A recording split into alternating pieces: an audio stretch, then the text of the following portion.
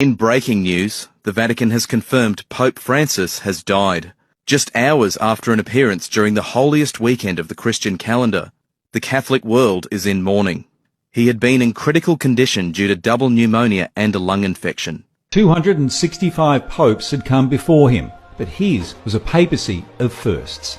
The first pope from the Americas, the first pope from the Southern Hemisphere, the first Jesuit in the role. Born in Buenos Aires in 1936, Jorge Mario Bergoglio was the son of Italian migrants who escaped fascist Italy. His father worked on the railways.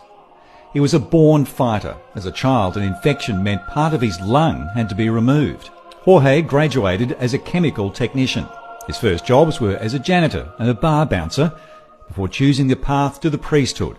He was ordained in 1969. He became Archbishop of Buenos Aires. And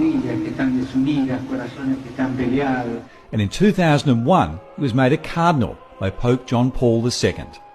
He held several key administrative positions before, in 2013, at the age of 76, his fellow cardinals elected him leader of the world's 1.3 billion Catholics.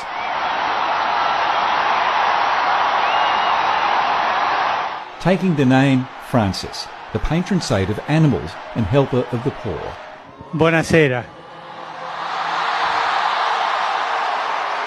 He set the tone early. On the night he was elected, he passed up a ride in the papal limousine and travelled on a bus back to his hotel and chose to stay in a simple apartment, passing up the much larger official residence, saying, "I can't live here, I would die. I need people." Pope Francis shunned the lavish regalia of his predecessors and preferred the common touch. I think a lot of people that was very far away from the church returned to the church because this man can speak in a very simple way to everybody. His mission was to transform the long-standing conservative image of the Catholic Church. He spoke out for society's most marginalised and called for urgent action on climate change. In 2016, he gave priests the power to forgive women who undergo abortions. He was hell-bent on rooting out corruption in the Vatican's finances and dealing with the horrific legacy of child sex abuse within the Church. And he took his message around the world. A strong advocate for interfaith discussions, he visited more than 60 countries. His travels documented in an award-winning production.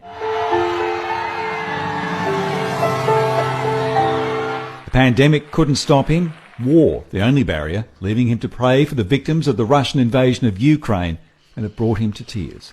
Pope Francis gained a reputation for being approachable and down to earth, often described